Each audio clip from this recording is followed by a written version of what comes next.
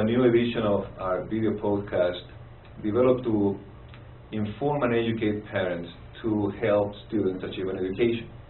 Today, we're going to have a slightly different focus. We're going to learn from the perspectives of a school principal about how school teachers can best help Latino students achieve an education. And with us is Principal Roy Morale, who is the principal of Cypress Elementary School. Thank you for being here. Thank you. My pleasure. And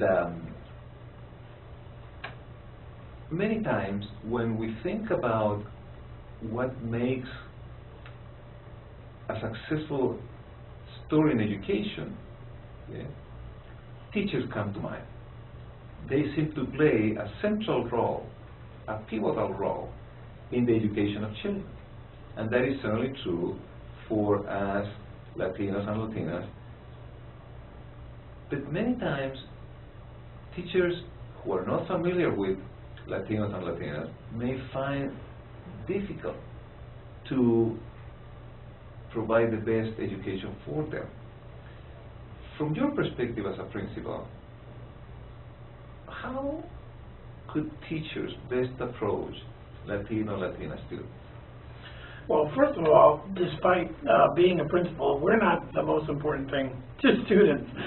We may be important, but we're not as important as teachers. Teachers are going to make the difference. You're in there day in, day out. The most important thing that any teacher can do, regardless of whether the student is Latino or not Latino, is to create relationships. You've got to get to know your kids. You've got to get to know their parents. You have to get to know what I call, know their story. Because once you know what they are about, what they've been through, some of their likes, their dislikes, then you have created the relationship and the basis for supporting those kids. Now, Latino kids need support like anybody else, but their supports may be different. What an Anglo or an African American child might need may be different, or it may be the same. The key to the success for any child or any student in any school is for every child to be looked at individually. What does this child need at this moment? And teachers have that absolute power. But you're not there by yourselves.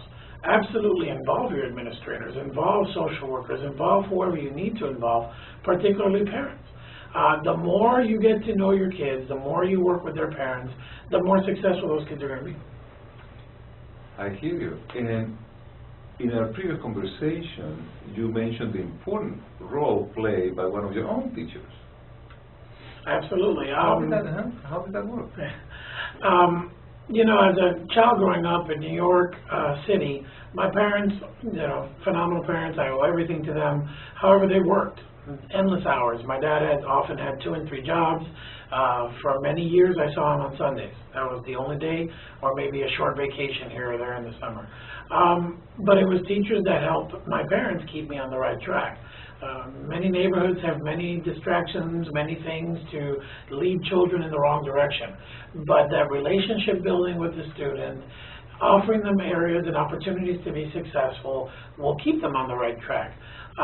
If nothing else, you give them something to look forward to, so that if they are to make choices that are not the right ones, that they can see that there are other options in their lives. I hear you.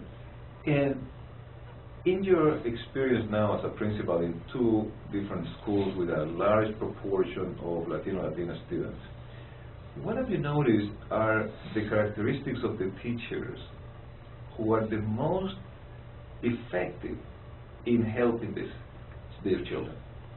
Well, the most effective teachers in all the schools that I've ever worked on had some similar characteristics. Most importantly is they refuse to allow a student to fail, period. There was never a blame the student situation. Oh, they don't know the language. Oh, they don't know, their parents don't care. Oh, they're poor. None of that mattered. What was always the case was you will pass, you will succeed, you will learn whether you like it or not. Those teachers who were relentless, who had very, very high expectations, they were the ones that had the highest scores. They're the ones that had the most success in their classrooms. They're the ones where the kids went on to do very, very well. They also built a sense of family, a sense of culture within the classroom, a sense of cooperative learning, where the children knew that they were responsible to each other as well as to the teacher. So there was a sense of family, there was a sense of I care about you, there was a sense of not allowing you in any way, shape, or form to fail. And when the child has somebody in their life saying you will do, you will behave, you will learn, you will excel, then they do.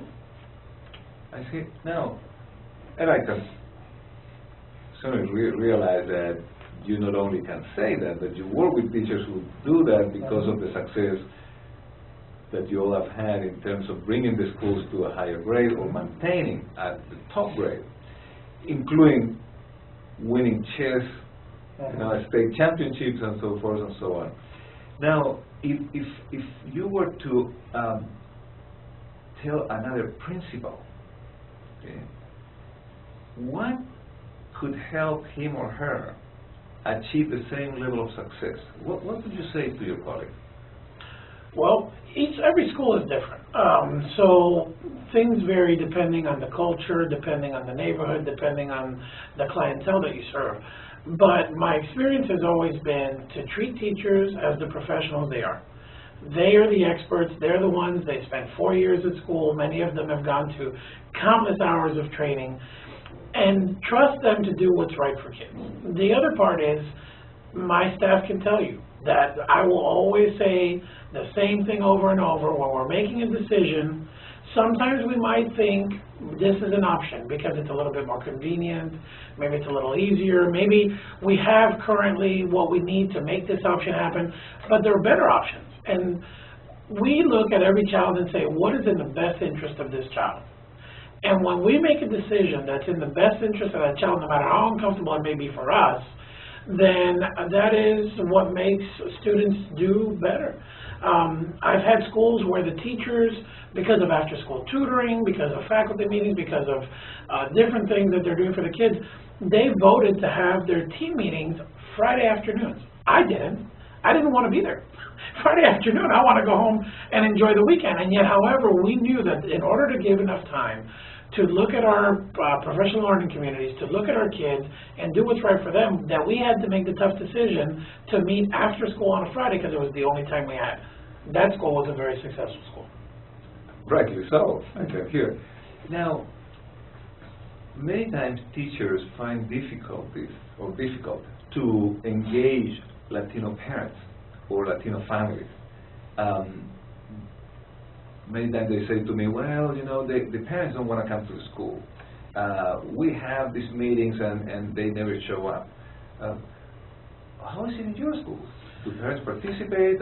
Do they show up? And if they do, what did you all do to get this happen? Right. Well, the first part is assuming that they don't want to come. You have to look at the reasons why they're not coming. Is it, in the case of some neighborhoods, it may be that the parents were not successful in schools themselves. Maybe they're scared of the school, in which case, go to them. In several of my schools, in all my schools, they know my car. If I drive, people wave at me because I'm all over the neighborhood. I go to the corners, I go to the recreation centers, I go to the labor camps in Waimama and at Cypress Creek. There are many families that live in migrant camps, and I will go there. I will meet them on their terms. And you have to look at your population. At Waimama Elementary School, we had 650 kids, and there were times when we had 400 parents in an after-school activity, sometimes 200 during the day, depending on what was happening. The other thing of involving parents is making yourself available. In a school like Waimama or Cypress Creek, there are a lot of families that work in the fields. They pick crops, they're day labor, and if they don't work, they don't make money.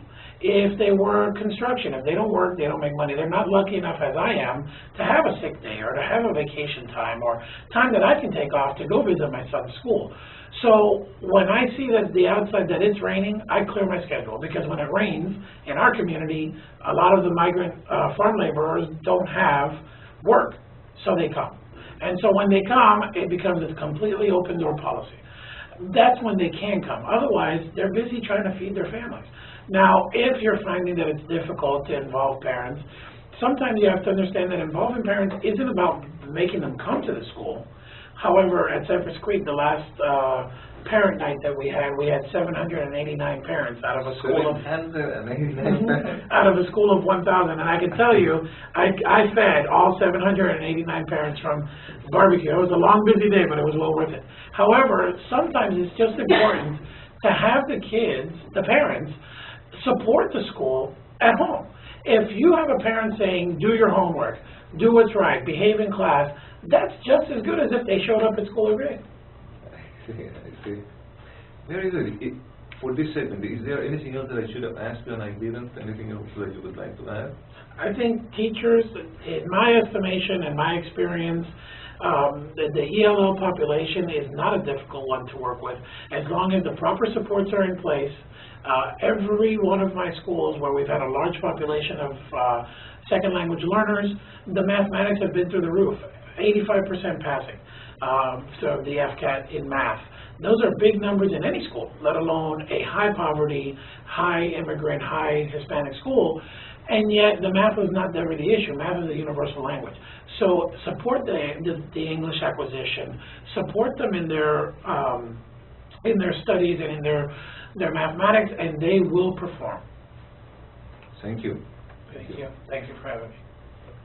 So, you heard it here. We know now not only what good teachers do and can accomplish, but also how can they even engage Latino, Latina